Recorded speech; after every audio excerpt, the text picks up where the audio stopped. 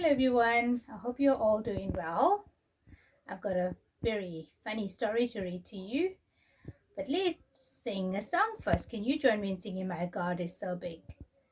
Right, 1, 2, 3. My God is so big, so strong and so mighty. There's nothing my God cannot do. My God is so big, so strong and so mighty. There's nothing my God cannot do. The rivers are His, the mountains are His, the stars are His handiwork too. My God is so big, so strong and so mighty.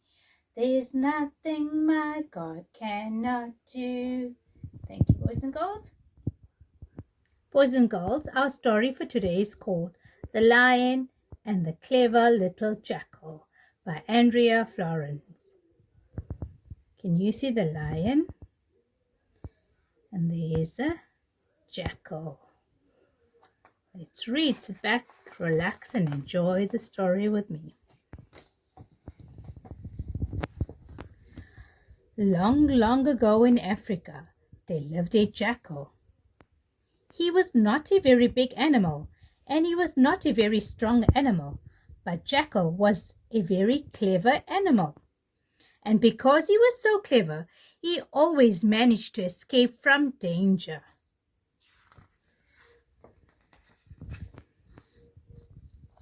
One very hot day, the hungry jackal was out looking for lizards to eat. On his way, he passed a running zebra. "Morning, Jackal," panted the friendly zebra. "I must warn you that Booboosie the lion is not far from here. Shouldn't you turn around and run?" "Thanks, but not me," laughed Jackal.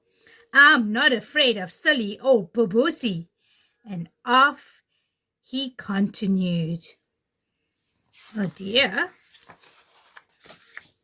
He says he's not afraid of Booboosie the lion. Further along the path, Jackal came across a troop of monkeys swinging in the trees. "Hee, hee, hee, hee," they laughed.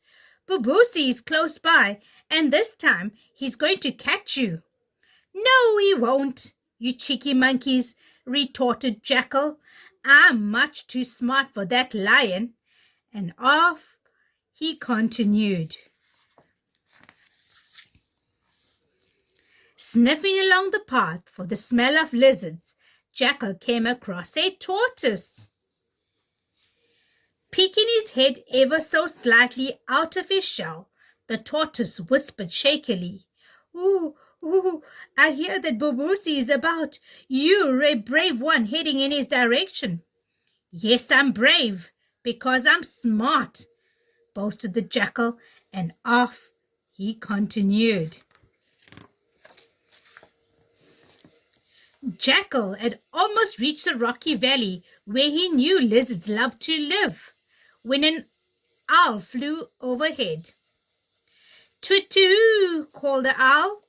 "I know you are almost as clever as me, but Booboosie is becoming wise to your tricks. You'd better turn around now and run as fast as you can." "I appreciate your advice, wise owl," replied the jackal, "but I'm sure that somehow I will be able to outsmart Booboosie once again." "Twit-too," answered the owl. "I hope you do," and off he flew. So the other animals are warning Jackal about Booboosie the lion.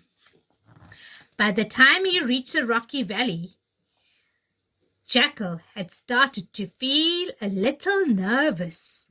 Oh, look, he's looking a bit worried. What if Owl was right and he couldn't outsmart the mighty Booboosie any longer? Just then he saw a huge dark shadow. He froze, his heart suddenly beating loud and fast, because he knew that it was a ferocious lion, Booboosie. Oh dear, he should have listened to the other animals.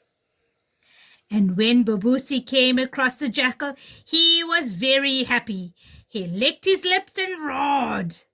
I'm not going to fall for any of your clever tricks, Jackal. This time, you are mine. And he stepped closer.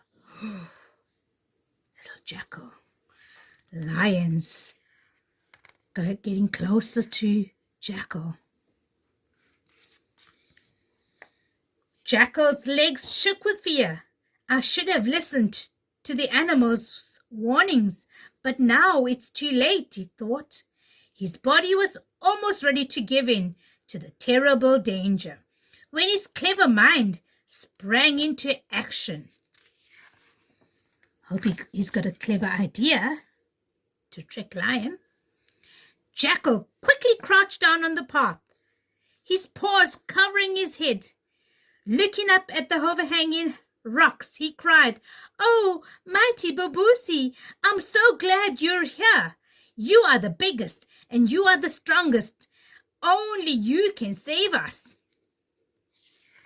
Ooh, looks like Lion's getting a bit worried there. The Lion stopped. He looked at the Jackal.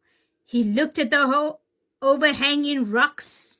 He looked a bit confused. What was Jackal talking about? Jackal continued with his shouting, "Help, help! The rocks are about to fall. We will both be crushed. Only you with your strong body and your big paws will be able to save us." The Lion became very nervous. The Jackal continued to wail, "Oh no, they're about to fall. Quick, before it's too late." And in a panic, the Lion began to push against the rocks with his strong body and his powerful paws. So Lion's trying to hold the rocks so they won't fall and crash onto them. "Oh, thank you, mighty Babusi," said the Jackal. "Now I'll just go and get a log to hold these rocks up and we'll be free." There's Jackal. And with that, the Jackal scampered away down the rocky path as fast as his little legs could carry him. The mighty Babusi continued to push against the rocks, using every bit of strength in his body. Minutes passed, hours passed, and still he pushed with all his might. So Jackal has tricked Babusi the Lion again. Eventually, with no more strength, the Lion slid to the floor, certain that he would be crushed by the falling rocks. When they did not fall, he opened one weary eye and realized that he'd been tricked again by Jackal.